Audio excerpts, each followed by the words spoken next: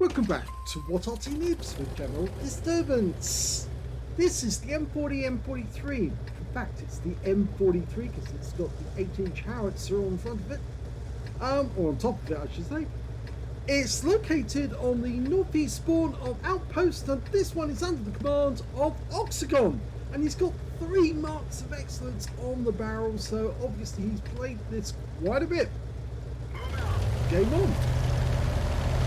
Well, one thing you can notice straight away as well is that Oxagon's using premium consumables, Coca-Cola, and he's using oil as well, which will improve the speed. This vehicle doesn't move very quickly, 48.6 kilometers an hour, so not very good, but it does actually, well, if you wouldn't need a first aid kit if your crew survived.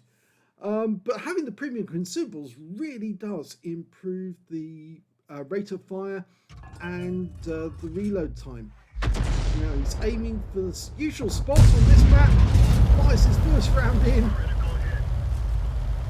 and I think we want to see that one again because he actually pulled out of aim view and started moving straight away to avoid any possibility of counter battery. And that is actually quite important with this map because the enemy does know generally where you might be. Rounds out. Oh, right. Well, he did hit more than one at the same time there. But we didn't actually see them because they weren't spotted at the time.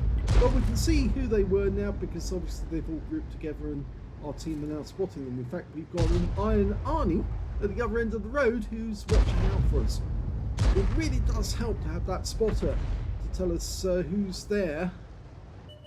And if there's only one spotter, that might cause us problems.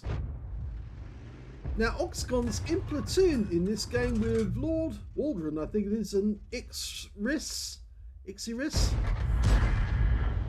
And Ixiris is in the AMBT, Lord Waldron's in the Kampfpanzer 07RH. A nice close shot on the T110E5. He's re-aiming as he's reloading. Let's stay with it this time so we get to see. Oh no, you can see some explosions occurring there, which means that the vehicle that was actually situated there is actually moving forward and then pulled back again. The SU-101, I think it was. But we're going to be reloaded momentarily. He's got a reload time of 35.72 and he got another direct hit there.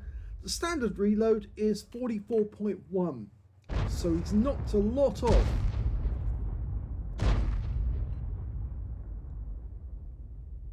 Now he's staying with the overhead view at the moment. I know some people like using Battle Assistant. They feel it's more comfortable, you can see all the obstructions. Others like using overhead view because they feel that it's, well, it's what they've grown up with all over the years. And of course you can see the precise aim point from above with that cross there. And that's another direct hit on the E5. The big danger with this game, as I said, normally is that the enemy knows the general area where Arty is going to be hiding. But you can mix it up in this game if you change position, but of course you lose some of the benefits of actually firing on this particular alley. He's going to get a kill on the SU-101 if he fires that round in, but he won't get much in the way of hit points, whereas, well, that Black Dog would have provided a bit more, but now he can go for the kill shot on the SU-101, rounds out. And that's a kill. Enemy armor is destroyed. So he's the first one of his platoon to get a kill. Lord Waldron actually has, I believe it's Lord Waldron, he actually has a higher, yes, it's Lord Waldron Frey, actually. I think that's a character out of Game of Thrones. Isn't that the guy who actually ate his own sons baked into a pie by one of the other characters in the show? You can tell that I didn't actually watch the whole program, but or the whole film, but I believe that he was actually not a very nice person, Lord Waldron Frey. he was the one who killed all the Starks at the Red Wedding, or not all of the Starks. Left Arya, that's the character I was thinking of. Left Arya still alive, and of course she got revenge on him, as was perfectly her right to do. That treble 7 just keeps moving about slightly, and he's going to take a round inside. Oh yes, that hurt. 386 hit points. A standard penetrating round alpha is 900.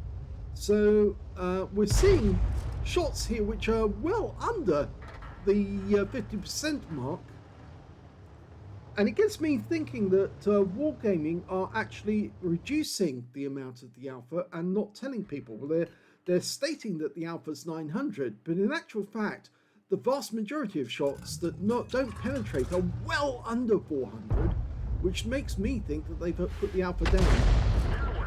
Well, he splashed both of them there. He got the P44 Pantera and the Object Treble 7. Our guys are moving up.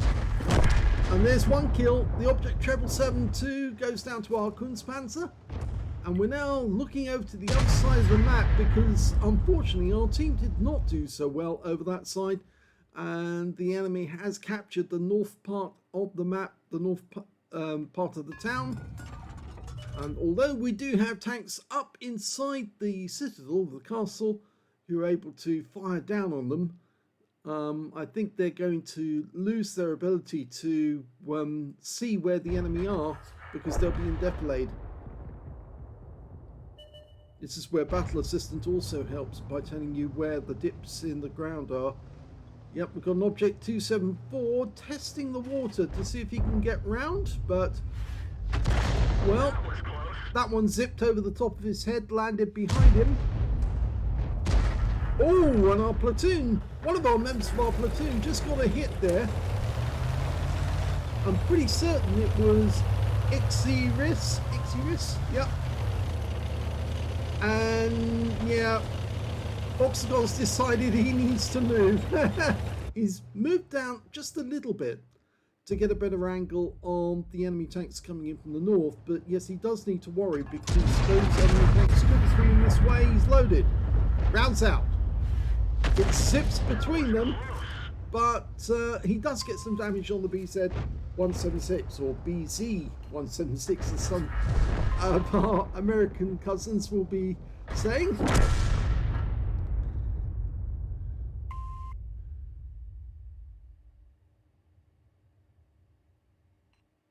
I'm not surprised that somebody did put rockets on a tank, to be honest, because somebody coming in to kill him. Now, can he get the kill on this guy? He gets rammed. Unfortunately, he is dead. Yeah, fired his shell a little too early, and unfortunately it didn't work out. But there's only one enemy left. It's the Strip 103B, because the guy, the BZ, got killed by the Future 4, and now we're oxing Ixiris as he goes after that Striv to get revenge for Oxagon.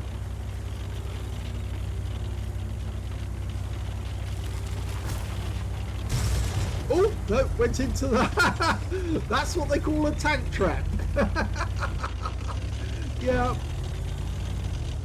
Normally it's a pair of berms together, and you go into the berm and... Oh, Ixiris gets the kill.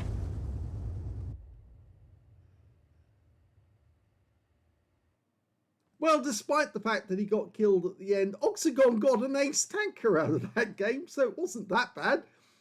Yes. Well, any game where you actually get an ace is okay, even if you do die in the process. He got a Bruiser medal as well for getting at least 5 critical hits. In fact, he got 11. And he got a Confederate as well for hitting more of the enemy than anyone else on his team. His win rate from that one was 3,775, which is Super Unicum standard. If we look at the team scores, we can see that the highest damage actually went to the enemy team. The IS-32 managed 3,611. The Chart Future 4 managed 3,416. And the third highest was the AMBT of Ixiris, who managed 3,236. And a fair bit of that might have been the strip right at the end of the game. We can see that Oxagon managed 3,145, which means that he is in 4th place on damage. And where is his other platoon mate? There he is, right down the law border and fray. Unfortunately, he didn't survive the battle and didn't get any damage at all, unfortunately.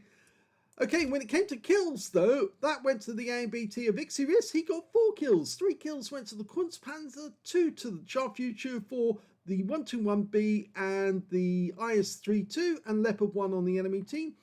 Oxagon only got the 1 kill, unfortunately.